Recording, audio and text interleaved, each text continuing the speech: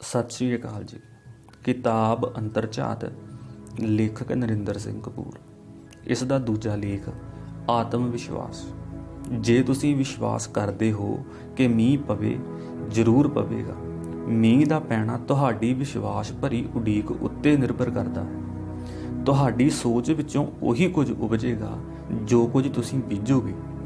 ਤੁਹਾਡੇ ਵਿਸ਼ਵਾਸ ਹੀ ਤੁਹਾਡੇ ਆਲੇ ਦੁਆਲੇ ਦਾ ਵਾਤਾਵਰਣ ਸਿਰਜਦੇ ਹਨ। ਜੀਵਨ ਅਤੇ ਸੰਸਾਰ ਦਾ ਸੋਹਣਾ ਹੋਣਾ ਤੁਹਾਡੇ ਵਿਸ਼ਵਾਸਾਂ ਉੱਤੇ, ਤੁਹਾਡੇ ਭਰੋਸੇ ਉੱਤੇ ਅਤੇ ਤੁਹਾਡੇ ਦ੍ਰਿਸ਼ਟੀਕੋਣ ਉੱਤੇ ਨਿਰਭਰ ਕਰਦਾ ਹੈ। ਸਿਆਣਪ ਨਾਲੋਂ ਦ੍ਰਿਸ਼ਟੀਕੋਣ ਵਧੇਰੇ ਮਹੱਤਵਪੂਰਨ ਹੁੰਦਾ ਹੈ। ਜੇਲ੍ਹ ਦੀਆਂ ਸੀਖਾਂ ਪਿੱਛੇ ਖਲੋਤਿਆਂ ਕੋਠੜੀ ਦੀ ਛੱਤ ਜਾਂ ਅਸਮਾਨ ਦੋਵੇਂ ਵੇਖੇ ਜਾ ਸਕਦੇ ਹਨ। ਇਹ ਤੁਹਾਡੇ ਦ੍ਰਿਸ਼ਟੀਕੋਣ ਉੱਤੇ ਨਿਰਭਰ ਕਰਦਾ ਹੈ ਕਿ ਤੁਸੀਂ ਛੱਤ ਵੇਖਦੇ ਹੋ ਜਾਂ ਅਸਮਾਨ। ਸਾਡਾ ਜੀਵਨ ਸਾਡੇ ਦ੍ਰਿਸ਼ਟੀਕੋਣ ਦਾ ਹੀ ਪ੍ਰਕਾਸ਼ ਹੈ। ਆਪਣੇ ਦ੍ਰਿਸ਼ਟੀਕੋਣ ਨੂੰ ਬਦਲ ਕੇ ਅਸੀਂ ਯਥਾਰਥ ਦਾ ਰੂਪ ਬਦਲ ਸਕਦੇ ਹਾਂ, ਹਨੇਰੇ ਨੂੰ ਪ੍ਰਕਾਸ਼ ਵਿੱਚ ਬਦਲ ਸਕਦੇ ਹਾਂ। ਲੋਕਾਂ ਵਿੱਚ ਅੰਤਰ ਉਹਨਾਂ ਦੇ ਵਿਸ਼ਵਾਸਾਂ ਕਾਰਨ ਹੀ ਹੁੰਦਾ ਹੈ। ਇਹ ਅੰਤਰ ਬਹੁਤ ਥੋੜ੍ਹਾ ਹੀ ਹੁੰਦਾ ਹੈ, ਪਰ ਵੱਡੀ ਗੱਲ ਇਹ ਹੁੰਦੀ ਹੈ ਕਿ ਕਿਸੇ ਦੇ ਵਿਸ਼ਵਾਸ ਹਾਂ ਪੱਖੀ ਹਨ ਜਾਂ ਨਾ ਪੱਖੀ। ਬਾਕੀ ਸਭ ਅੰਤਰ ਇਸ ਮੁੱਖ ਅੰਤਰ ਦੇ ਅਧੀਨ ਵਿਚਰਦੇ ਹਨ। ਆਪਣੇ ਵਿਸ਼ਵਾਸਾਂ ਅਤੇ ਆਦਰਸ਼ਾਂ ਨੂੰ ਤਿਆਗਣ ਕਾਰਨ ਹੀ ਮਨੁੱਖ ਆਤਮ ਵਿਸ਼ਵਾਸ ਵਿਹੂਣਾ ਹੋਣ ਕਾਰਨ ਬੁੱਢਾ ਹੁੰਦਾ ਹੈ। ਯਾਦ ਰੱਖਣ ਵਾਲੀ ਗੱਲ ਇਹ ਹੈ ਕਿ ਅਸੀਂ ਉਤਨਾ ਹੀ ਖੁਸ਼ ਹੋ ਸਕਦੇ ਹਾਂ ਜਿਤਨਾ ਖੁਸ਼ ਹੋਣ ਦੀ ਸਾਡੇ ਵਿੱਚ ਹਿੰਮਤ ਹੈ, ਯੋਗਤਾ ਹੈ ਤੇ ਸਮਰੱਥਾ ਹੈ। ਜ਼ਿੰਦਗੀ ਨੂੰ ਚਿੰਤਾਵਾਂ ਅਤੇ ਫਿਕਰਾਂ ਦੇ ਹਵਾਲੇ ਨਹੀਂ ਕੀਤਾ ਜਾ ਸਕਦਾ। ਜ਼ਿੰਦਗੀ ਬਿਮਾਰੀਆਂ ਦੇ ਲੇਖੇ ਨਹੀਂ ਲਾਈ ਜਾ ਸਕਦੀ। ਉਤਸ਼ਾਹ ਨਾਲ ਹਾਰ ਨੂੰ ਜਿੱਤ ਵਿੱਚ ਬਦਲਿਆ ਜਾ ਸਕਦਾ ਹੈ। ਜੇ ਤੁਸੀਂ ਬਿਮਾਰ ਹੋ ਤਾਂ ਆਪਣੇ ਠੀਕ ਹੋਣ ਦੀ ਇੱਕ ਤਰੀਕ ਮਿੱਥ ਲਵੋ ਅਤੇ ਉਸ ਤੋਂ ਬਾਅਦ ਬਿਮਾਰ ਹੋਣ ਤੋਂ ਇਨਕਾਰ ਕਰ ਦੇਵੋ। ਇਵੇਂ ਕਰਕੇ ਤਾਂ ਵੇਖੋ, ਅਤੀਤ ਦੇ ਕਾਲੇ ਪਰਛਾਵਿਆਂ ਨਾਲ ਭਵਿੱਖ ਦਾ ਸੂਰਜ ਨਹੀਂ ਵੇਖਿਆ ਜਾ ਸਕਦਾ। ਭੁੱਲਣਾ ਨਹੀਂ ਚਾਹੀਦਾ ਕਿ ਸਾਡੇ ਕੱਲ੍ਹ ਦੀ ਨੁਹਾਰ ਸਾਡੇ ਅਜੋਕੇ ਵਿਸ਼ਵਾਸਾਂ ਅਤੇ ਸ਼ੰਕਿਆਂ ਉੱਤੇ ਨਿਰਭਰ ਕਰਦੀ ਹੈ। ਇਹ ਵੀ ਯਾਦ ਰੱਖਣਾ ਚਾਹੀਦਾ ਹੈ ਕਿ ਸਫਲਤਾ, ਖੁਸ਼ੀ ਅਤੇ ਸੰਤੋਖ ਕਿਸੇ ਮੰਜ਼ਿਲ ਦਾ ਨਾਂ ਨਹੀਂ, ਇਹ ਯਾਤਰਾ ਦੇ ਢੰਗ ਹਨ। ਉਸਾਰੂ ਦ੍ਰਿਸ਼ਟੀਕੋਣ ਨਾਲ ਹੀ ਉਸਾਰੂ ਸੋਚ ਉਪਜਦੀ ਹੈ। ਉਸਾਰੀ ਕੋਈ ਹੋਵੇ, ਉਹ ਉਸਾਰੂ ਸੋਚ ਨਾਲ ਹੀ ਸੰਭਵ ਹੁੰਦੀ ਹੈ। ਨਿਰਸੰਦੇਹ ਜੀਵਨ ਸੰਕਟਾਂ ਅਤੇ ਦੁਚਿੱਤੀਆਂ ਕਾਰਨ ਉਧੜਿਆ ਹੋਇਆ ਹੈ, ਫਿਕਰਾਂ ਵਿੱਚ ਘਿਰਿਆ ਹੋਇਆ ਹੈ, ਪਰ ਸਾਡਾ ਅਨੁਭਵ ਦੱਸਦਾ ਹੈ ਕਿ ਚਿੰਤਾਵਾਂ ਅਤੇ ਦੁਚਿੱਤੀਆਂ ਕਲਪਨਾ ਦੀ ਦੁਰਵਰਤੋਂ ਵਿੱਚੋਂ ਜਨਮਦੀਆਂ ਹਨ। ਇਹ ਸਵੈ ਭਰੋਸੇ ਦੀ ਅਣਹੋਂਦ ਦੀਆਂ ਅਲਾਮਤਾਂ ਹਨ। ਉਸਾਰੂ ਸੋਚ ਵਾਲਾ ਇੱਕ ਵਿਅਕਤੀ ਵੀ ਬਹੁ ਗਿਣਤੀ ਹੁੰਦਾ ਹੈ। ਤੁਹਾਡੀ ਅਕਲ ਨਹੀਂ, ਤੁਹਾਡੇ ਵਿਸ਼ਵਾਸ ਤੁਹਾਡੇ ਜੀਵਨ ਦੀ ਹੱਦ ਮਿੱਥਦੇ ਹਨ। ਆਪਣੀ ਸੋਚ ਅਤੇ ਆਪਣੇ ਵਿਸ਼ਵਾਸਾਂ ਨੂੰ ਨਿਰਧਾਰਤ ਕਰਨ ਵਾਲੇ ਤੁਸੀਂ ਆਪ ਹੀ ਹੋ। ਨਿਰਸੰਦੇਹ ਕਈ ਸਥਿਤੀਆਂ ਅਜਿਹੀਆਂ ਹੁੰਦੀਆਂ ਹਨ ਜਿਨ੍ਹਾਂ ਵਿੱਚ ਕੋਈ ਵੀ ਫੈਸਲਾ ਪੂਰੀ ਤਰ੍ਹਾਂ ਸੰਤੋਖਜਨਕ ਨਹੀਂ ਹੁੰਦਾ, ਪਰ ਇਸ ਦਾ ਅਰਥ ਇਹ ਨਹੀਂ ਕਿ ਕੋਈ ਫੈਸਲਾ ਕੀਤਾ ਹੀ ਨਾ ਜਾਵੇ। ਜੀਵਨ ਵਿੱਚ ਬਹੁਤ ਕੁਝ ਹੈ ਜੋ ਅਸੰਭਵ ਹੁੰਦਾ ਹੈ, ਪਰ ਜੋ ਸੰਭਵ ਹੁੰਦਾ ਹੈ ਉਹ ਕਿਹੜੇ ਪਾਸਿਓਂ ਘੱਟ ਹੁੰਦਾ ਹੈ। ਰੱਬ ਵੀ ਹਨੇਰੇ ਨੂੰ ਸੂਰਜ ਸਾਹਮਣੇ ਨਹੀਂ ਲਿਆ ਸਕਦਾ। ਰੱਬ ਦੀਆਂ ਵੀ ਸੀਮਾਵਾਂ ਹਨ, ਮਨੁੱਖ ਦੀਆਂ ਕਿਉਂ ਨਾ ਹੋਣ। ਲੋੜ ਤਾਂ ਸੀਮਾਵਾਂ ਦੇ ਅੰਦਰ ਛੁਪੀਆਂ ਹੋਈਆਂ ਸੰਭਾਵਨਾਵਾਂ ਨੂੰ ਵੇਖਣ ਦੀ ਹੈ। ਹੌਸਲੇ ਬਿਨਾਂ ਧਾਰਮਿਕ ਹੋਣਾ ਸੰਭਵ ਨਹੀਂ ਹੁੰਦਾ। ਮਾਪਿਆਂ ਦਾ ਸਤਿਕਾਰ ਕਰਨ ਵਾਸਤੇ ਬੜੇ ਹੌਸਲੇ ਦੀ ਲੋੜ ਹੁੰਦੀ ਹੈ। ਜੋ ਆਪਣੇ ਮਾਪਿਆਂ ਦੇ ਵਿਰੁੱਧ ਹੁੰਦੇ ਹਨ, ਉਹ ਉੱਚੀਆਂ ਸੋਚਾਂ ਦੇ ਪੱਖ ਵਿੱਚ ਨਹੀਂ ਹੋ ਸਕਦੇ। ਉਹ ਜ਼ਿੰਦਗੀ ਵੱਲ ਮੁਸਕਰਾ ਕੇ ਨਹੀਂ ਵੇਖ ਸਕਦੇ। ਉਹ ਜ਼ਿੰਦਗੀ ਨਾਲ ਸਿਰ ਉੱਚਾ ਕਰਕੇ ਹੱਥ ਨਹੀਂ ਮਿਲਾ ਸਕਦੇ। ਅਜਿਹੇ ਲੋਕਾਂ ਦਾ ਕੋਈ ਧਰਮ ਨਹੀਂ ਹੁੰਦਾ। ਜੇ ਤੁਸੀਂ ਆਪ ਇਮਾਨਦਾਰ ਬਣ ਜਾਵੋ ਤਾਂ ਦੁਨੀਆ ਵਿੱਚੋਂ ਇੱਕ ਬੇਈਮਾਨ ਘਟ ਜਾਵੇਗਾ। ਇਹ ਤੁਹਾਡੀ ਇੱਕ ਮਹਾਨ ਪ੍ਰਾਪਤੀ ਹੋਵੇਗੀ। ਹਰ ਕਿਸੇ ਦੀ ਸ਼ਿਕਾਇਤ ਹੈ ਕਿ ਉਸ ਦੀ ਯੋਗਤਾ ਦਾ ਮੁੱਲ ਨਹੀਂ ਪਿਆ। ਤੁਸੀਂ ਆਪਣਾ ਮੁੱਲ ਪਾਉਣਾ ਕਿਸ ਤੋਂ ਚਾਹੁੰਦੇ ਹੋ? ਜਿਨ੍ਹਾਂ ਤੋਂ ਤੁਸੀਂ ਆਪਣਾ ਮੁੱਲ ਪਾਉਣਾ ਚਾਹੁੰਦੇ ਹੋ, ਉਹਨਾਂ ਦਾ ਤੁਸੀਂ ਕੀ ਮੁੱਲ ਪਾ ਰਹੇ ਹੋ? ਹਰ ਕਿਸੇ ਦੀ ਸ਼ਿਕਾਇਤ ਹੈ ਕਿ ਉਹ ਵਕਤ ਤੋਂ ਪਹਿਲਾਂ ਹੀ ਬੁੱਢਾ ਹੋ ਗਿਆ ਹੈ। ਦੱਸੋ ਤਾਂ ਸਹੀ ਕਿ ਬੁੱਢੇ ਹੋਣ ਦਾ ਠੀਕ ਵਕਤ ਕਿਹੜਾ ਹੈ? ਹਰ ਕੋਈ ਕਹਿ ਰਿਹਾ ਹੈ ਕਿ ਧਨ ਦੀ ਕਾਣੀ ਵੰਡ ਹੋਈ ਹੈ। ਧਨ ਦੀ ਠੀਕ ਵੰਡ ਕਿਹੜੀ ਹੈ? ਜੇ ਦੇਸ਼ ਦੀ ਸਾਰੀ ਦੌਲਤ ਸਭ ਵਿੱਚ ਬਰਾਬਰ ਵੰਡ ਦਿੱਤੀ ਜਾਵੇ ਤਾਂ ਹਿਸਾਬ ਲਾਓ ਹਰ ਕਿਸੇ ਦੇ ਹਿੱਸੇ ਕਿਤਨਾ ਧਨ ਆਵੇਗਾ। ਜਦੋਂ ਸਭ ਕੋਲ ਬਰਾਬਰ ਧਨ ਆ ਜਾਵੇਗਾ ਤਾਂ ਕੰਮ ਕੌਣ ਕਰੇਗਾ? ਕਿਉਂ ਕਰੇਗਾ? ਕੁਝ ਘੰਟਿਆਂ ਵਿੱਚ ਹੀ ਸਥਿਤੀ ਪਹਿਲੇ ਵਾਲੀ ਕਿਉਂ ਨਹੀਂ ਹੋ ਜਾਵੇਗੀ? ਮਸਖਰੇ ਅੰਦਰੋਂ ਬੜੇ ਉਦਾਸ ਹੁੰਦੇ ਹਨ। ਵਾਸਤਵ ਵਿੱਚ ਉਹ ਇਸ ਲਈ ਹੱਸਦੇ ਰਹਿੰਦੇ ਹਨ ਕਿ ਕਿਧਰੇ ਉਹਨਾਂ ਦਾ ਰੋਣ ਨਾ ਨਿਕਲ ਜਾਵੇ। ਜੀਵਨ ਜਿਉਣ ਦਾ ਇਹ ਵੀ ਇੱਕ ਢੰਗ ਹੈ। ਜਦੋਂ ਤੁਸੀਂ ਉਦਾਸ ਹੋ ਜਾਵੋ ਤਾਂ ਕਿਸੇ ਹਸਪਤਾਲ ਦਾ ਇੱਕ ਫੇਰਾ ਮਾਰੋ, ਤੁਹਾਡੇ ਮਨ ਦੀ ਹਾਲਤ ਬਦਲ ਜਾਵੇਗੀ। ਕੋਈ ਵੀ ਸਥਿਤੀ ਮਹੱਤਵਪੂਰਨ ਨਹੀਂ ਹੁੰਦੀ, ਉਸ ਪ੍ਰਤੀ ਤੁਹਾਡਾ ਦ੍ਰਿਸ਼ਟੀਕੋਣ ਮਹੱਤਵਪੂਰਨ ਹੁੰਦਾ ਹੈ। ਸਥਿਤੀਆਂ ਉੱਤੇ ਸਾਡਾ ਕਾਬੂ ਨਹੀਂ ਹੁੰਦਾ, ਪਰ ਉਹਨਾਂ ਵੱਲ ਦ੍ਰਿਸ਼ਟੀਕੋਣ ਉੱਤੇ ਸਾਡਾ ਕਾਬੂ ਹੁੰਦਾ ਹੈ। ਅਸੀਂ ਹਵਾ ਦਾ ਰੁੱਖ ਤਾਂ ਨਹੀਂ ਬਦਲ ਸਕਦੇ, ਪਰ ਅਸੀਂ ਆਪਣੇ ਬਾਗਬਾਨਾਂ ਨੂੰ ਨਵੀਂ ਵਿਉਂਤ ਦੇ ਸਕਦੇ ਹਾਂ। ਹਰ ਮੁਸ਼ਕਿਲ ਦੇ ਅੱਧ ਵਿੱਚ ਅਵਸਰ ਛੁਪਿਆ ਹੁੰਦਾ ਹੈ, ਹਰ ਮੁਸ਼ਕਿਲ ਦੇ ਅੱਧ ਤੋਂ ਅਵਸਰ ਸ਼ੁਰੂ ਹੁੰਦਾ ਹੈ। ਅਜੋਕਾ ਯੁੱਗ ਉਦਾਸ ਅਤੇ ਮਾਯੂਸ ਹੋਣ ਦਾ ਯੁੱਗ ਨਹੀਂ, ਚੰਗੇ ਬਣਨ ਦੀਆਂ, ਮਾਨਵ ਜਾਤੀ ਦੀ ਸੇਵਾ ਕਰਨ ਦੀਆਂ ਜਿਤਨੀਆਂ ਸੰਭਾਵਨਾਵਾਂ ਅਜੋਕੇ ਯੁੱਗ ਵਿੱਚ ਹਨ, ਉਤਨੀਆਂ ਪਹਿਲੇ ਕਿਸੇ ਵੀ ਯੁੱਗ ਵਿੱਚ ਪ੍ਰਾਪਤ ਨਹੀਂ ਸਨ। ਨਿਰਸੰਦੇਹ ਮਨੁੱਖ ਵਿੱਚ ਜਿਤਨੀ ਗਿਰਾਵਟ ਅਜੋਕੇ ਯੁੱਗ ਵਿੱਚ ਦਿਖਾਈ ਦੇ ਰਹੀ ਹੈ, ਉਤਨੀ ਪਹਿਲੇ ਕਿਸੇ ਵੀ ਯੁੱਗ ਵਿੱਚ ਨਹੀਂ ਵੇਖੀ ਗਈ। ਪਰ ਵੇਖਣਾ ਤਾਂ ਇਹ ਹੈ ਕਿ ਤੁਸੀਂ ਪਹਾੜ ਨੂੰ ਚੜ੍ਹਨ ਦੀ ਦ੍ਰਿਸ਼ਟੀ ਨਾਲ ਵੇਖਦੇ ਹੋ ਕਿ ਡਿੱਗਣ ਦੇ ਡਰ ਨਾਲ। ਤੁਸੀਂ ਸਮੁੰਦਰ ਨੂੰ ਤੈਰਨ ਦੀ ਸੰਭਾਵਨਾ ਨਾਲ ਵੇਖਦੇ ਹੋ ਜਾਂ ਡੁੱਬ ਜਾਣ ਦੀ ਚਿੰਤਾ ਨਾਲ। ਤੁਸੀਂ ਇਮਤਿਹਾਨ ਵਿੱਚੋਂ ਪਾਸ ਹੋਣ ਦੀ ਆਸ ਨਾਲ ਬੈਠਦੇ ਹੋ ਜਾਂ ਫੇਲ ਹੋਣ ਦੇ ਸੰਸ਼ੇ ਨਾਲ। ਤੁਹਾਡੇ ਵਿੱਚ ਉਤਸ਼ਾਹ ਅਤੇ ਹੌਸਲਾ ਤੁਹਾਡੇ ਯਤਨਾਂ ਨਾਲ ਹੀ ਜਾਗੇਗਾ। ਖੁਸ਼ਹਾਲੀ ਵਾਂਗ ਉਤਸ਼ਾਹ ਵੀ ਮਨ ਦੀ ਇੱਕ ਅਵਸਥਾ ਹੁੰਦੀ ਹੈ। ਕੋਈ ਵੀ ਸਮੱਸਿਆ ਉਸਾਰੂ ਸੋਚ ਸਾਹਮਣੇ ਲੰਮੇ ਅਰਸੇ ਤੱਕ ਨਹੀਂ ਟਿਕ ਸਕਦੀ। ਸਭ ਤੋਂ ਵੱਡੀ ਲੋੜ ਆਪਣੀ ਸੋਚ ਨੂੰ, ਆਪਣੇ ਦ੍ਰਿਸ਼ਟੀਕੋਣ ਨੂੰ, ਆਪਣੇ ਆਪ ਬਾਰੇ ਆਪਣੀ ਰਾਏ ਨੂੰ ਬਦਲਣ ਦੀ ਹੁੰਦੀ ਹੈ। ਦੁਨੀਆ ਉਸਾਰੂ ਸੋਚ ਲਈ ਤੜਫ ਰਹੀ ਹੈ। ਮਨੁੱਖੀ ਮਨ ਵਿੱਚ ਉਪਜਣ ਵਾਲੀ ਹਰ ਕਲਪਨਾ ਸਾਕਾਰ ਕੀਤੀ ਜਾ ਸਕਦੀ ਹੈ, ਪਰ ਜੇ ਸਾਡੇ ਹੱਥ ਸਾਡੀ ਕਲਪਨਾ ਦਾ ਸਾਥ ਦੇਣ। ਜਿਹੋ ਜਿਹੀਆਂ ਮਨੁੱਖ ਦੀਆਂ ਸੋਚਾਂ ਹੁੰਦੀਆਂ ਹਨ, ਜਿਹੋ ਜਿਹੇ ਉਹਨਾਂ ਦੇ ਯਤਨ ਹੁੰਦੇ ਹਨ, ਉਹੋ ਜਿਹੇ ਉਹ ਮਨੁੱਖ ਹੋ ਨਿਬੜਦੇ ਹਨ। ਹਰ ਕਿਸੇ ਦੀ ਜ਼ਿੰਦਗੀ ਵਿੱਚ ਅਕਸਰ ਕੁਝ ਅਜਿਹਾ ਵਾਪਰਦਾ ਹੈ ਕਿ ਜੀਵਨ ਦਾ ਰੰਗ ਢੰਗ ਬਦਲ ਜਾਂਦਾ ਹੈ। ਜ਼ਿੰਦਗੀ ਇੱਕ ਮੋੜ ਕੱਟਦੀ ਹੈ। ਵਿਆਹ ਕਿਧਰੇ ਹੁੰਦਾ ਕਿਧਰੇ ਹੋਰ ਹੋ ਜਾਂਦਾ ਹੈ। ਕੋਈ ਕੰਮ ਧੰਦਾ ਲੱਭਦਿਆਂ ਮਨੁੱਖ ਕਿਸੇ ਹੋਰ ਹੀ ਖੇਤਰ ਵਿੱਚ ਜਾ ਪਹੁੰਚਦਾ ਹੈ। ਇਹ ਕੇਵਲ ਤੁਹਾਡੇ ਨਾਲ ਹੀ ਨਹੀਂ ਵਾਪਰਿਆ, ਹਰ ਕਿਸੇ ਨਾਲ ਵਾਪਰਦਾ ਹੈ। ਜੇ ਤੁਸੀਂ ਕਿਸੇ ਦੀ ਮਦਦ ਉਡੀਕ ਰਹੇ ਹੋ ਜਾਂ ਜਿਹੜਾ ਵਿਅਕਤੀ ਤੁਹਾਡੀ ਮਦਦ ਕਰ ਸਕਦਾ ਹੈ, ਤਾਂ ਉਸ ਵਿਅਕਤੀ ਦਾ ਮੈਂ ਤੁਹਾਨੂੰ ਪਤਾ ਦੱਸਦਾ ਹਾਂ। ਉਸ ਨੂੰ ਤੁਸੀਂ ਸੌਖਿਆਂ ਹੀ ਮਿਲ ਸਕਦੇ ਹੋ। ਆਪਣੇ ਘਰ ਦੇ ਸ਼ੀਸ਼ੇ ਵਿੱਚ ਵੇਖਣਾ, ਉੱਥੇ ਤੁਹਾਨੂੰ ਉਹ ਵਿਖਾਈ ਦੇਵੇਗਾ। ਤੁਹਾਡੀ ਮਦਦ ਤੁਹਾਡੇ ਵੱਲੋਂ ਸ਼ੀਸ਼ੇ ਸਾਹਮਣੇ ਖਲੋ ਕੇ ਵੇਖਿਆ ਸ਼ੀਸ਼ੇ ਵਿੱਚੋਂ ਦਿਖਾਈ ਦਿੰਦਾ ਉਹ ਵਿਅਕਤੀ ਹੀ ਕਰ ਸਕਦਾ ਹੈ, ਉਹੀ ਕਰੇਗਾ। ਦੁਨੀਆ ਦਾ ਹੋਰ ਕੋਈ ਵਿਅਕਤੀ ਤੁਹਾਡੀ ਸੁਹਿਰਦ ਅਤੇ ਸੱਚੀ ਮਦਦ ਨਹੀਂ ਕਰ ਸਕਦਾ। ਤੁਹਾਡੀ ਸਫਲਤਾ ਵਿੱਚ ਕੇਵਲ ਉਸ ਨੂੰ ਕੁਝ ਦਿਲਚਸਪੀ ਹੈ। ਉਸ ਨੂੰ ਵੇਖੋ, ਉਸ ਵਿੱਚ ਜਿਹੜੀਆਂ ਘਾਟਾਂ ਤੁਹਾਨੂੰ ਵਿਖਾਈ ਦੇਣ, ਉਹਨਾਂ ਨੂੰ ਦੂਰ ਕਰੋ, ਤੁਹਾਡੇ ਵਿੱਚ ਸੁਧਾਰ ਵਾਪਰੇਗਾ। ਸ਼ੀਸ਼ੇ ਵਿੱਚੋਂ ਦਿਖਾਈ ਦਿੰਦੇ ਉਸ ਵਿਅਕਤੀ ਵਿੱਚ ਦੂਜਿਆਂ ਬਾਰੇ, ਉਹਨਾਂ ਦੀਆਂ ਪਤਨੀਆਂ ਬਾਰੇ ਗੈਰ ਜ਼ਿੰਮੇਵਾਰ ਰਾਏ ਦੇਣ ਦੀ ਆਦਤ ਹੈ।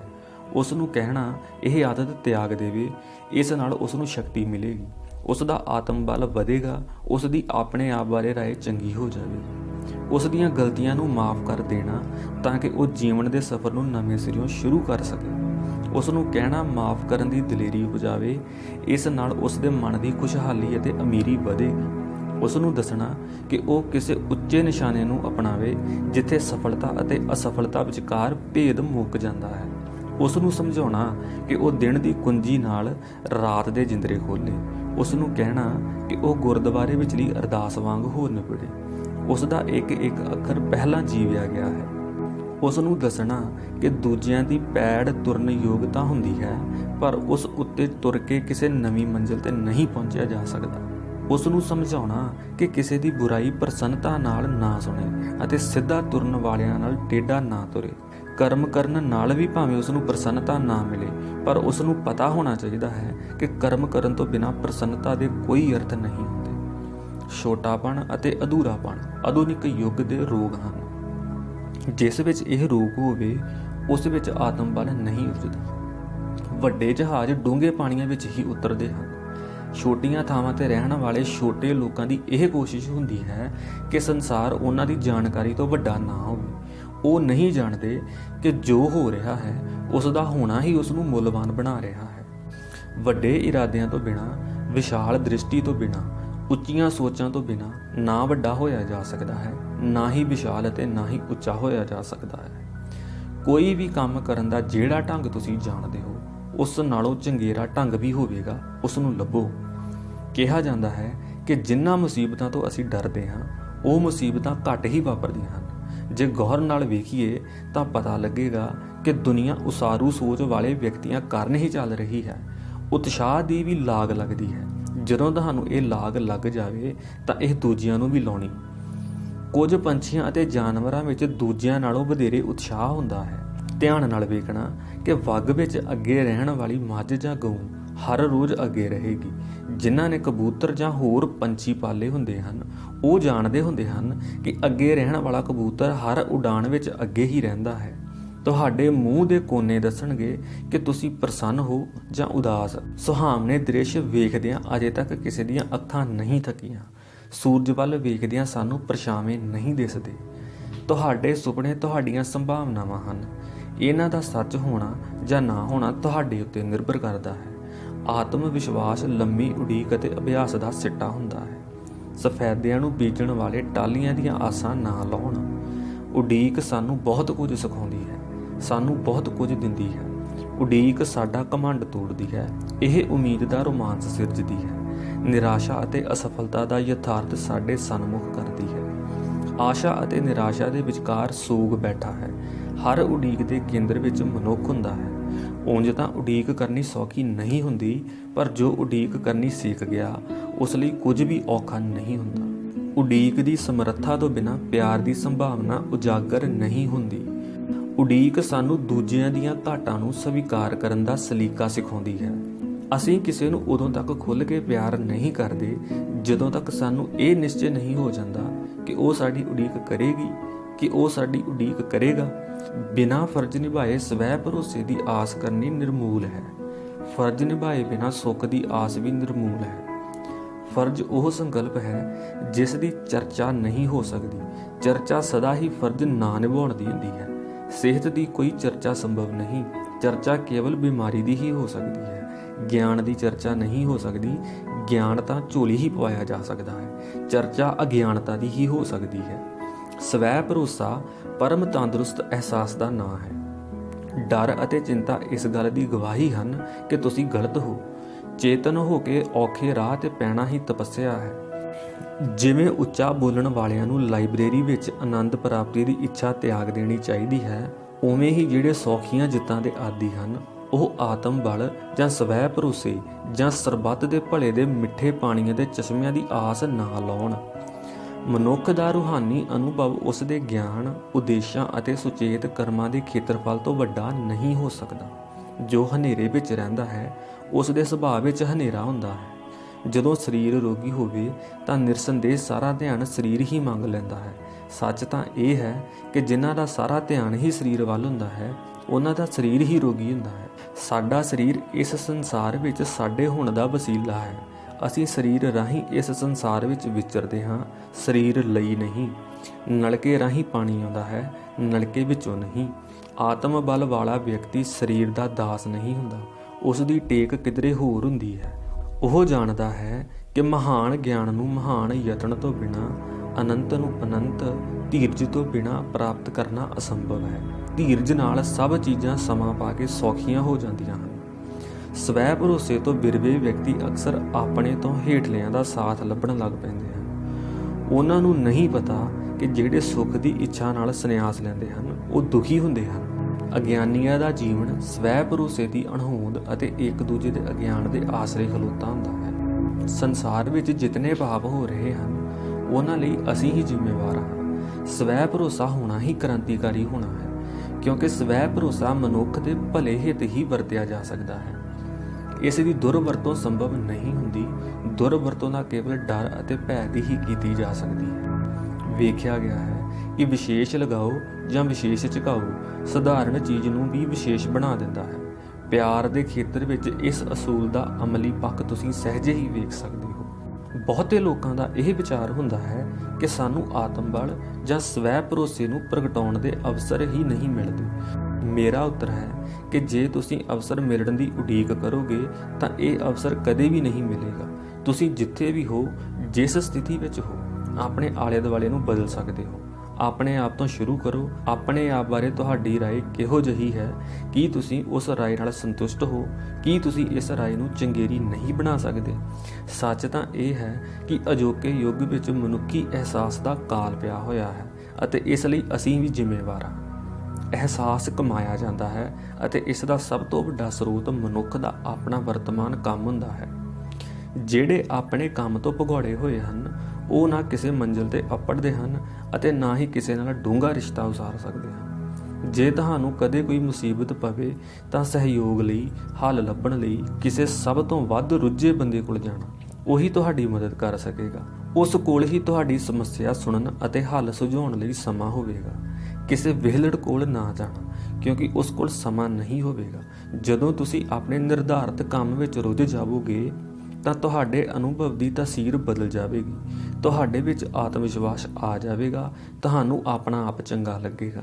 ਨਾ ਕੇਵਲ ਤੁਸੀਂ ਆਪਣੀਆਂ ਸਮੱਸਿਆਵਾਂ ਆਪ ਸੁਲਝਾਵੋਗੇ, ਸਗੋਂ ਦੂਜਿਆਂ ਦੀ ਮਦਦ ਕਰਨ ਲਈ ਵੀ ਤੁਹਾਡੇ ਵਿੱਚ ਸਮਾਂ ਅਤੇ ਸਮਰੱਥਾ ਦੋਵੇਂ ਉਪਜ ਪੈਣਗੀਆਂ। ਤੁਸੀਂ ਤੰਗ ਗਲੀਆਂ ਵਿੱਚੋਂ ਨਿਕਲ ਕੇ ਜ਼ਿੰਦਗੀ ਦੀ ਜਰਨੈਲੀ ਸੜਕ ਤੇ ਆ ਜਾਵੋਗੇ।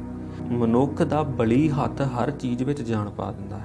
ਮਨ ਦੇ ਬੂਹੇ ਬਾਰੀਆਂ ਨਵੇਂ ਵਿਚਾਰਾਂ, ਸੰਕਲਪਾਂ ਅਤੇ ਵਿਸ਼ਵਾਸਾਂ ਲਈ ਖੋਲ੍ਹਣ ਤੋਂ ਬਿਨਾਂ ਜ਼ਿੰਦਗੀ ਵਿੱਚ ਨਵੇਂ ਚਾਅ ਨਹੀਂ ਭਰੇ ਜਾ ਸਕਦੇ। ਜੇਕਰ ਸੰਸਾਰ ਸਾਡੀ ਨੇਕੀ ਲਈ ਸਾਨੂੰ ਕੁਝ ਨਹੀਂ ਦਿੰਦਾ ਤਾਂ ਇਹ ਸਮਝਣਾ ਜ਼ਰੂਰੀ ਹੈ ਕਿ ਅਸੀਂ ਪੂਰੀ ਤਰ੍ਹਾਂ ਨੇਕ ਨਹੀਂ ਹਾਂ। ਦੁਨੀਆ ਕਦੀ ਵੀ ਗਲਤ ਨਹੀਂ ਤੋਲਦੀ। ਇਹ ਪਰਖਿਆ ਹੋਇਆ ਸੱਚ ਹੈ ਕਿ ਸੰਸਾਰ ਤੁਹਾਡੇ ਵਿੱਚ ਤਾਂ ਹੀ ਵਿਸ਼ਵਾਸ ਪ੍ਰਗਟਾਵੇਗਾ ਜੇ ਤੁਹਾਡਾ ਆਪਣੇ ਆਪ ਵਿੱਚ ਵਿਸ਼ਵਾਸ ਹੈ। ਇਸ ਸਬੰਧ ਵਿੱਚ ਸੰਸਾਰ ਨੂੰ ਧੋਖਾ ਨਹੀਂ ਦਿੱਤਾ ਜਾ ਸਕਦਾ। ਦੁਨੀਆ ਆਤਮ ਵਿਸ਼ਵਾਸ ਅਤੇ ਘਮੰਡ ਵਿਚਲਾ ਅੰਤਰ ਖੂਬ ਜਾਣਦੀ ਹੈ। ਘਮੰਡ ਅਤੇ ਆਤਮ ਵਿਸ਼ਵਾਸ ਵਿਚਕਾਰ ਬੁਨਿਆਦੀ ਅੰਤਰ ਹੈ। ਆਤਮ ਵਿਸ਼ਵਾਸ ਤੁਹਾਡੇ ਗਿਆਨ ਅਤੇ ਕੀਤੇ ਕਾਰਜਾਂ ਅਤੇ ਨਿਭਾਏ ਕਰਤੱਵਾਂ ਵਿੱਚੋਂ ਉਪਜਦਾ ਹੈ, ਜਦੋਂ ਕਿ ਘਮੰਡ ਉਹਨਾਂ ਇਸ਼ਾਵਾਂ ਅਤੇ ਵਿਉਂਤਾਂ ਉੱਤੇ ਉਸਰਿਆ ਹੁੰਦਾ ਹੈ ਜਿਨ੍ਹਾਂ ਨੂੰ ਅਮਲ ਵਿੱਚ ਲਿਆਉਣ ਦੀ ਸਾਡੀ ਤਾਂਘ ਤਾਂ ਹੁੰਦੀ ਹੈ ਪਰ ਯਤਨ ਨਹੀਂ ਹੁੰਦਾ।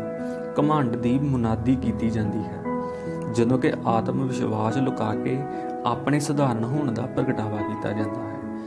ਆਤਮ ਵਿਸ਼ਵਾਸ ਮਨ ਦਾ ਉਹ ਭਾਵ ਹੈ ਜਿਸ ਦੀ ਨੁਮਾਇਸ਼ ਨਹੀਂ ਲਾਈ ਜਾਂਦੀ। ਲੋਕ ਆਪਣੇ ਯਤਨਾਂ ਨਾਲ ਤੁਹਾਨੂੰ ਪਛਾਣ ਲੈਂਦੇ ਹਨ ਅਤੇ ਲੱਭ ਲੈਂਦੇ ਹਨ ਅਤੇ ਤੁਹਾਨੂੰ ਜਾਣ ਲੈਂਦੇ ਹਨ ਅਤੇ ਤੁਹਾਡੇ ਪੈਰੋਕਾਰ ਬਣਨ ਵਿੱਚ ਖੁਸ਼ੀ ਅਨੁਭਵ ਕਰਦੇ ਹਨ। ਗਿਆਨ ਵਿਹੂਣਾ ਅਤੇ ਦਿਸ਼ਾਹੀਣ ਆਤਮ ਵਿਸ਼ਵਾਸ ਕਿਸੇ ਲੇਖੇ ਨਹੀਂ ਲੱਗਦਾ। ਕੋਰਸਾਂ ਦੀਆਂ ਕਿਤਾਬਾਂ ਗਿਆਨ ਪ੍ਰਾਪਤੀ ਦੀ ਜਾਗ ਹੀ ਲਗਾਉਂਦੀਆਂ ਹਨ। ਇਹਨਾਂ ਨੂੰ ਹੀ ਗਿਆਨ ਸਮਝ ਲੈਣਾ ਭੁੱਲ ਹੈ। ਆਪਣੇ ਆਪ ਵਿੱਚ ਵਿਸ਼ਵਾਸ ਕਰੋ। ਸੰਸਾਰ ਨੂੰ ਆਪਣੀਆਂ ਵਿਉਂਤਾਂ ਨਾ ਦੱਸੋ। ਇਹਨਾਂ ਵਿਉਂਤਾਂ ਨੂੰ ਅਮਲ ਵਿੱਚ ਲਿਆਵੋ। ਦੁਨੀਆ ਤੁਹਾਨੂੰ ਲੱਭ ਲਵੇਗੀ। ਕਿਵੇਂ ਵੀ ਲੱਭੇ, ਤੁਹਾਨੂੰ ਲੱਭ ਲਵੇਗੀ। ਆਪਣੀ ਪ੍ਰਸੂਤ ਪੀੜਾ ਦੀਆਂ ਕਹਾਣੀਆਂ ਹੀ ਨਾ ਸੁਣਾਈ ਜਾਵੋ। ਜਿਨ੍ਹਾਂ ਨਤੀਜਿਆਂ ਨੂੰ ਤੁਸੀਂ ਜਨਮ ਦਿੱਤਾ ਹੈ ਉਹ ਵਿਖਾਓ। ਸੰਸਾਰ ਪ੍ਰਵਾਨਗੀ ਦਾ ਭਰਪੂਰ ਸ਼ਗਨ ਪਾਵੇਗਾ। ਸੋ ਇਸ ਦੇ ਨਾਲ ਹੀ ਇਹ ਲੇਖ ਖਤਮ ਹੁੰਦਾ ਹੈ। ਫਿਰ ਮਿਲਦੇ ਹਾਂ ਅਗਲੇ ਲੇਖ।